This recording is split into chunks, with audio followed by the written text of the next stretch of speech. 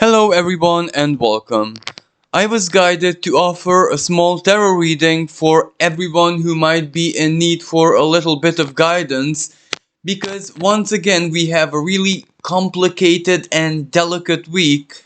If you'd like to listen to the astrology part of this, then just check out the weekly horoscope. But, in a nutshell, the beginning of the week is in a certain way, where the end of the week gets really, really serious, and perhaps in a rather physical, concrete, material sense. So that is why, it might be wiser for us to not make any sudden judgments, especially based on how we feel at the beginning of the week. Uh, I know that this is tarot mostly, but I cannot mention that at the beginning of the week, Venus is in anaretic Cancer, so that is a bit of heaviness. But then she moves on into Leo, the heart space, our creative center, our passionate center. But unfortunately, immediately there is an opposition to Pluto. Fortunately, Pluto will move on as in retrograde back into Capricorn on the 11th, so at the very, very end of the week, leaving Venus to process her element in the sign of Leo because she is going to be staying here for a long time. This is where she is going to have her retrograde. And that will be like a huge emotional storm, but of the heart, not necessarily the wishy-washy water energy kind of emotions, but rather, the realness of the heart. So going back to our reading, the cards do suggest that emotionally, many people, or at least someone who is listening to this reading, is getting extraordinarily tired. It is all consuming. This is where you have perhaps a good month or maybe much more of heavy emotional investment into coping, processing what is in your life, of course aligning yourself to hope, aligning yourself to an optimistic future. But by this, by no means do I mean, those practices and the toxic positivity, because this is actually by the book. This is how it is supposed to be done. But exactly because of the realness of the, an ancient shaman or whatever would be really, really proud of you, of how you coped, how you managed. But that is why it's consuming. This is where you might feel like your well of, let's say, creativity, your well of passion, or your well of, how should I explain this, emotionally and, but in a deeper sense, even relationship towards yourself, staying above the floating line. So being as okay as you can. And, this tarot card, the Seven of Wands reverse, does represent that however you coped, whatever you have done, it was truly with valor. It was truly with, great strength, but in any way, shape, and form. So right now, you would deserve and you would need a rest. But the problem is, things are getting real materially and all in the positive sense, really. Things are starting to move. Opportunities are starting to arise. There is communication. There is, circulation of documents, of perhaps where you live there was a really positive legislation change. Certain doors are open for you. You might have had communication from friends, from acquaintances, from, why not, colleagues. So something that was blocked before is now potentially, or either not as much blocked, or actually the door is open. The big problem is that the opportunity is absolutely wonderful. The can do is really, really welcome because you really, really waited for this. But the problem is immersing into the doing. Well, that means a lot of effort. an effort which you might not have the soul and the heart energy to immerse yourself into right now. So you might feel a certain panic, you might feel a certain, like, was everything in vain, because I'm so sure that I'm gonna miss out the opportunities or solutions or whatever is coming positively in my way. Where do I get the strength to do it, to handle it? For some people, it is decision time, but legally binding decision. But it's not necessarily the truth of it, or what the right choice, or what the best preference, or it is not really the mental energy that is the problem, but more like the fear of the mind. When I say fear of the mind, it is the kind of fear which is 100% certain. It is like your own personal prediction that it's gonna take a lot of effort, even more patience, and perhaps the worst part is meticulosity. The Six of Pentacles does suggest that help is there.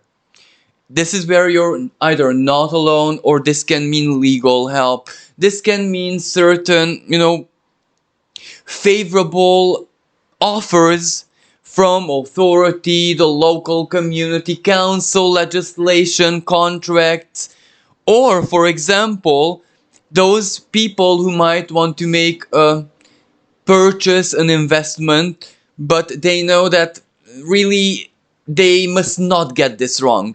This is where their option, their preference, whatever it is, has to kind of be acceptable at least. Because if it's acceptable, no problem, they can work with it. But they kind of fear it, that if it's bad, if it's a bad choice, it's trouble. Because they cannot afford to have a bad choice. But this is where this is more like a natural, so to speak, mental sabotage, because your mind is absolutely correct. That is what physical reality would translate to. Yet, this is where another energy tells us that how much wrong can you be, because certain elements in your life were so fated, in the negative sense as well, blockages. For example, some people lost their jobs, bankruptcy, something terminated, they lost their stability, and that represented a few weeks or even months of them having to cope, them having to hold the balance. But this, when I say holding the balance, this was like juggling, and you're not a juggler, and you did it. So it was actually something that you should be infinitely proud of, but it took the energy. So right now you cannot really see the light at the end of the tunnel, but on a heart level. This is where, is this the right choice? In the sense that if I begin, so if I go into this contract, if I get into this new job, if I make this purchase, if I start my business, if I start my project, it's absolutely fine, because it is ultimately what I needed, or fate knew better and gave it to me, or the door is open, the opportunity is identified already by me, by my mind, let's say. But it will need work, and it will need for you to use certain muscles you haven't used for years. For others still, this might not necessarily be a strictly financial energy, but rather a love energy, a relationship energy. It might not represent strong and heavy commitment in that sense, but something really positive, something that they wished for is really knocking at the door, and they might find themselves that, oh, I'm so very tired to do this, or that you simply are not there, in the sense that you just don't want it anymore. Or, this is where the alchemist journey, you might have gotten into the state where the journey was so wonderful with the good and bad, and this is where the bad, the hardship of the journey, may this be years or a few months or a few weeks, put you in such a unique position that you kind of fell in love with that strength that you mustered. And something to your inner being might suggest, but if wish is granted, then I will kind of change, or I will kind of, die down. So this is where it's really, really not an easy energy. And with this attitude or these big moving forward, we should really, really wait until the end of the week. But as I said, this is where the mental kind of rules, and it's in the correct position. So if you need to sign the contract, if you need to say yes, or if love knocks on your door but you cannot reciprocate right now, but the whoever knocked is understanding and doesn't really mind, because a lover has to have a lot of faith, absolutely, then maybe you should just go with the flow. Maybe everything is okay as tired as you are, because at the end of the week, things will change. As I said, things will get real. But that means that whatever resources, inner resources you need, they will be there, because you will see things differently. When the contract is signed, when the job is accepted, when the investment is done, it is where your mind will no longer project the future, the fearful future. It will project the present, as in, oh, okay, it's done, it's here. Well, slowly, or for some people, not so slowly, intensely or not intensely, try each day, each step as it comes to use it, because it's yours. When you receive something, even if it's not perfect, or even if you cannot use it at that moment, or even if you might say, oh, it's way too late for this because I don't want it anymore. But when it's yours and you accept it, that means you can transform it, you can change it, you can do something with it. And the first thing is the acceptance of it. That is exactly the first element. But this is where the High Priest, the Empress, and the Death Ruler, three powerful major arcana, tell that this is very much fated, and this is an energy which does revive a part of you. For example, if this is more like business, if this is more like investment, a job, where at the beginning of the week you feel like, okay, or whatever is here, but like I don't even want to hear it, because I'm dreaming of time out, holiday, or I want to be defeated. I just want to, lay low and not really have to work, not really have to bother. The struggle. You don't really want the struggle.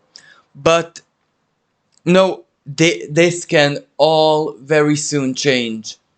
Because when you're in it, then things will seem so different. Even if you don't have the strength, even if you don't have the force, this is where you won't feel like you don't want it anymore. You will start seeing the divine justice, or earthly justice, or your own justice, or your own self-righteousness, or the result of your own self-empowerment. Like, let me give you a really, really silly example. There are some people, and this is where I actually live this myself, who, like, I don't want a puppy, I don't want animals, I love them, I like, on the Discovery Channel, and I'm full of compassion to street animals, I support animal charity, whatever, but I'm not living with a puppy or dog or insert any animal here. And then fate knocks, somehow you get it. And, when it's in your hands, or in your bed, or in your arms, or, whatever, that's when, regardless of what you feel, it's there, and you start falling in love with it. You start accepting it. Well, it's mine already, so better do something really nice with it. You know what I mean? Better gather strength still. Better go to the positive. Better go to the hope. Like, for example, an investment. Before, there is this big fear energy, because if I get it wrong, oh my goodness, it's really bad. But after it's done, you're already starting to feel like, I really want to do something with it, and I'll find a way. I'll find the resource. For some people, very strong Saturnian people, no problem. Regardless of how my heart feel, how tired my heart is, I'll just go on autopilot and start slowly, surely doing something with it. This is sometimes the mind is actually a really, really helpful tool for us to do something where other inner resources are not operational. Absolutely. The mind is a very, very dangerous place. And usually it sabotages us. But I do believe that you're a person who has done a lot of inner work, in the sense that to make your mental sphere supportive of you, to make your mental sphere not all that defeating. So this is where, when you're in it, it will start connecting the dots and going on a constructive autopilot. Why? Because you have experience with this. You really, really have. You sometimes don't need the feeling. You don't even need the soul. You don't need the heart, because that was invested already, and now you're just in a sense of a harvest.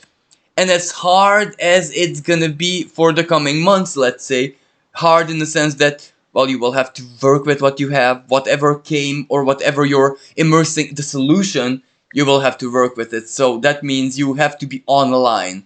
Not all that much pleasure, in the sense that it's not gonna be, where you just sit back and it will build itself or it will do itself. No, you will have to actually be present.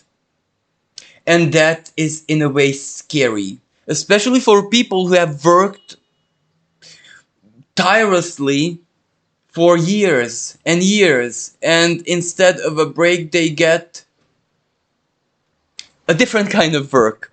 But this is where it is resurrecting, reviving, almost recalling a certain part of your being. It is a healing energy. Maybe right now you don't know how you will cope, but when that part of you is going to be revived, that part will know exactly what to do. So allow things to set. I don't want to mean settle down, because it's not going to settle down. It's going to be work in progress. But allow, like a course, like Star Trek. Scotty set in the course. When the course is set in, sometimes there's autopilot in moments when it's just about autopilot, when you really don't need the higher functions of your body and yourself or whatever. So work with what you'll get or where you'll get this week, and don't mind the emotions all that much, because emotions, especially the constructive ones or the Saturnian ones, it's mine and I'm definitely going to do something with it, are going to come online towards the end of the week. So thank you everyone for listening. I do hope that this reached out to someone or offered a bit of help or hope to someone. Thank you for all the love and support, especially Kelly. Until next time, bye for now.